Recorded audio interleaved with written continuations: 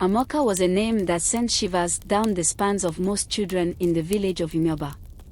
She was the daughter of Chief Okeke, the wealthiest man in the village. With her father's influence, Amaka was accustomed to having her way. She wore the finest clothes, always shimmering in bright colors that made her stand out from the other children. Her shoes were imported, unlike the sandals made by the local cobbler, and she carried with her an air of superiority. In school, Amaka was notorious for her sharp tongue and bullying ways. She would mock the children who couldn't afford the luxurious items she had, and she often laughed at those who wore the same clothes repeatedly. Her classmates, although they resented her, feared her even more. None of them dared to challenge her, for they knew that a word from Amaka to her father could lead to their families facing unbearable consequences.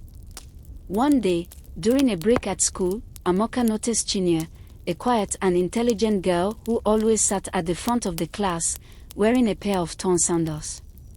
With a sly grin, Amaka approached her. "Chinyere, it seems your feet are growing too fast for your sandals. Perhaps you should walk barefoot like the village goats," Amaka taunted, her voice dripping with mockery. The other children burst into laughter, but Chinyere remained silent. She knew better than to respond to Amaka's cruelty. Instead, she looked down at her sandals, her cheeks burning with shame. But as Amaka walked away, she felt a strange sensation, almost like a twinge of guilt. She shook it off, dismissing it as weakness. After all, she was Amaka, the daughter of Chief Okeke, and she could do no wrong. The village of Umuoaba was surrounded by a thick, ancient forest that the villagers believed to be enchanted. Tales were told of spirits and creatures that resided within, and the elders warned the children never to venture too deep into the woods. Despite these warnings, Amaka often boasted that she wasn't afraid of any spirits. One afternoon, Amaka overheard a group of her classmates talking about the legendary Tree of Whispers, a mythical tree said to grant wishes to those who found it. According to the tales, the tree was hidden deep within the forbidden forest, and only those with a pure heart could find it. Amaka, driven by her pride and the desire to prove her bravery, decided she would find this tree and make a wish that would make her the most powerful person in the village, even surpassing her father. She told no one of her plan, knowing that her classmates would either try to stop her or, worse, follow her. The next morning, while the village was still asleep, Amaka set out for the forest. The air was thick with mist, and the trees loomed tall and foreboding. But Amaka was undeterred. With each step, she imagined herself standing before the Tree of Whispers, making her wish and returning to the village as a legend. As she ventured deeper into the forest, the sounds of the village faded away, replaced by the rustling of leaves and the distant cries of unknown creatures. The deeper she went, the more the forest seemed to close in around her. Shadows danced between the trees, and the air grew colder. Amaka's confidence began to waver, but she pushed on, determined to find the tree. She followed a narrow path that twisted and turned, leading her to the heart of the forest. As she walked, she noticed that the trees seemed to whisper, their leaves rustling as though they were speaking to each other. She couldn't make out the words, but the sound sent shivers down her spine. Finally, after what felt like hours, Amaka reached a clearing. In the center stood an enormous tree, its branches stretching high into the sky. The trunk was wide and gnarled, and the bark was a deep, rich brown. Amaka knew at once that this was the Tree of Whispers. With a triumphant smile, she approached the tree. As she reached out to touch its bark, a voice echoed through the clearing. "Why have you come here, child?" Amaka froze, her hand inches from the tree. The voice was soft, almost like a whisper, but it carried a weight that made her heart pound. I've come to make a wish," Amaka stammered, her bravado slipping away. The voice chuckled, a sound that seemed to come from the tree itself. "A wish, you say? And what is it that you wish for?" Amaka hesitated. She had planned to wish for power, for the ability to command respect and fear from everyone in the village. But now, Standing before the tree, she wasn't so sure. "I wish to be the most powerful person in the village," she finally said, her voice wavering.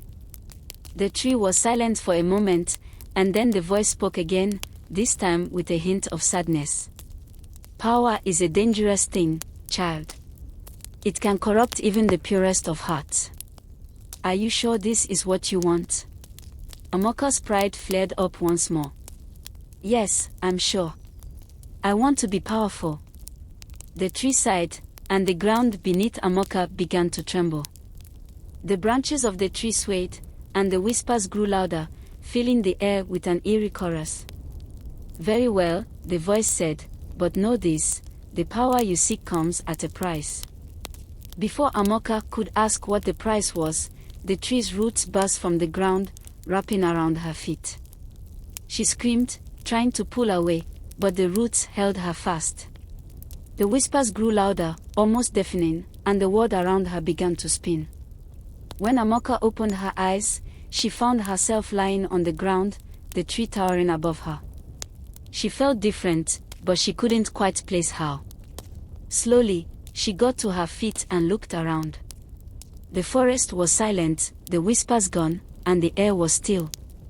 She hurried back to the village, eager to see what had changed. But as she emerged from the forest, she noticed something strange. The villagers who saw her didn't greet her with the usual fear and respect. Instead, they looked at her with confusion, some even with pity. Amaka rushed to her father's compound, expecting to find him waiting for her. But when she entered, the servants and guards barely acknowledged her presence. She found her father in the courtyard, speaking with a group of men. She called out to him, but he didn't respond. "Father, I'm here," Amaka shouted, but Chief Okeke didn't even glance in her direction. Panic began to rise within her. She reached out to touch her father's arm, but her hand passed right through him as though he were made of air. Amaka gasped, stepping back in horror. It was then that she realized the truth: she was invisible. The power she had wished for had come at a terrible cost. She was now the most powerful person in the village, but she had been rendered invisible and unable to interact with the world around her.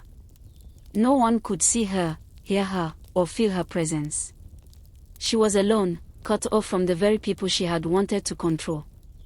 Desperate, Amaka ran back to the forest, hoping to find the tree of whispers and reverse her wish. But no matter how hard she searched, she couldn't find the path that had led her to the clearing. The forest seemed to mock her, its once familiar trees now strangers in an endless maze. For days, Amaka wandered the forest, calling out to the tree, begging for mercy. But the only response she received was the cold wind rustling through the leaves. Eventually, exhausted and defeated, she collapsed beneath a tree and wept.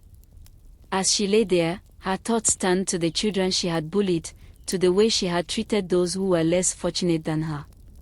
She realized that her desire for power had been born out of her own insecurities, her need to feel superior because she feared being seen as weak.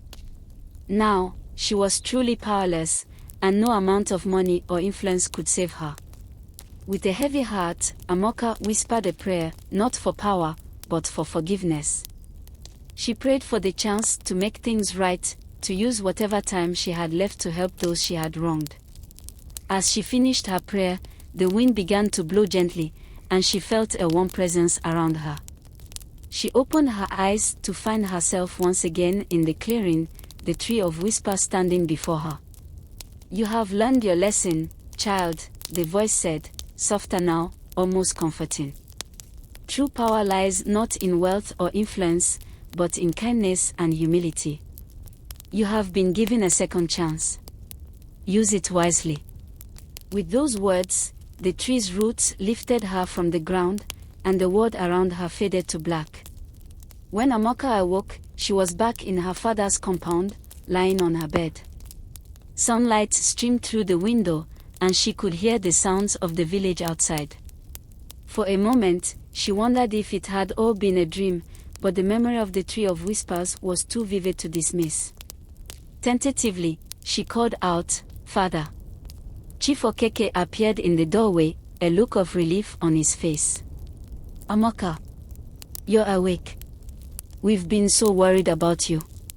Amaka blinked, still unsure if she was truly back.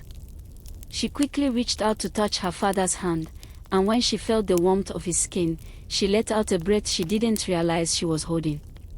I'm really here, she whispered, more to herself than to anyone else. Chief Okeke looked at her with concern. Of course you are, my dear. You've been unwell for days. The village healer said you were in a deep sleep, like you were under a spell.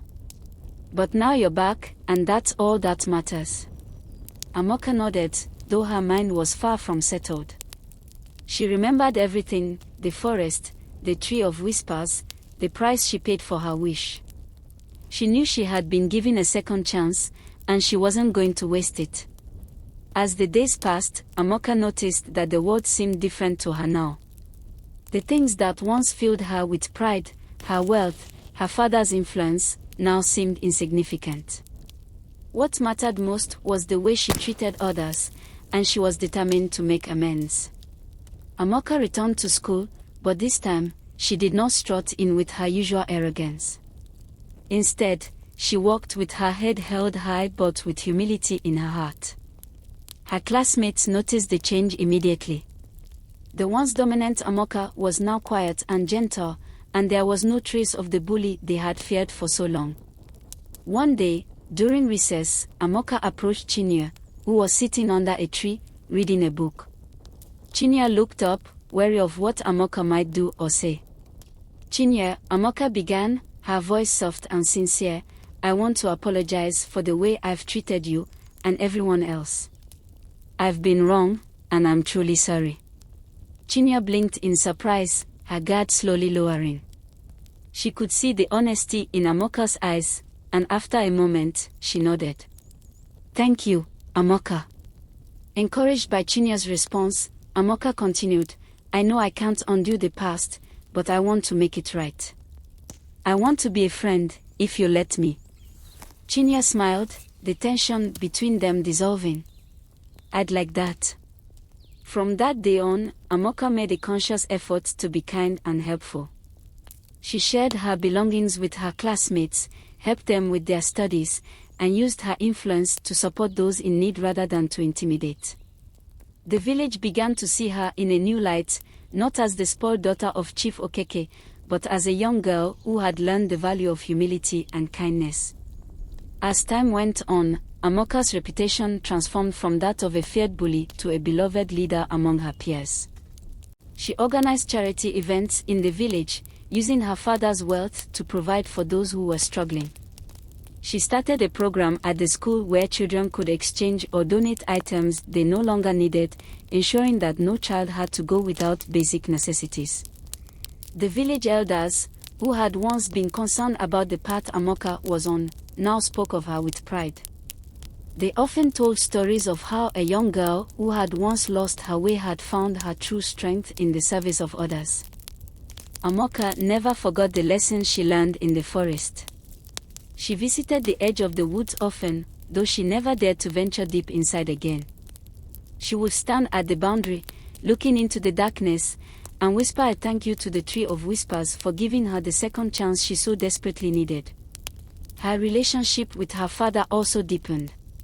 Chief Okeke, who had always been proud of his wealth and status, began to see the world through his daughter's eyes. He supported her charitable endeavors and started using his influence to benefit the entire village rather than just his own interest. One evening, as they sat together in the courtyard, watching the sunset, Chief Okeke turned to Amaka and said, You've changed, my dear. And you've changed me too. I'm proud of the person you've become. Amaka smiled, feeling a warmth in her chest that no amount of wealth could ever provide. Thank you, Father. I've learned that true power isn't about controlling others or having the most money. It's about lifting people up, being kind, and making the world a better place. Chief Okeke nodded, his heart swelling with pride. You've become a true leader, Amaka. And this village is better for it. As the years passed, Amaka's influence grew far beyond the village of Umuoaba. Her acts of kindness and leadership inspired other communities to follow her example, and she became known throughout the region as a symbol of compassion and strength. But despite her growing fame, Amaka remained humble. She never forgot the lesson she had learned in the forest, and she always reminded herself that her power came from within, not from the wealth or status she had been born into.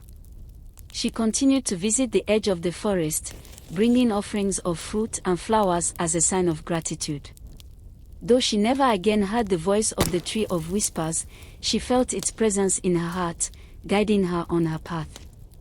In time, Amaka's story became a legend in its own right. Parents told their children about the young girl who had once been lost but found her way through kindness and humility. They spoke of the tree of whispers, which granted wishes but always at a price, teaching that true power and fulfillment could only be found through love and service to others.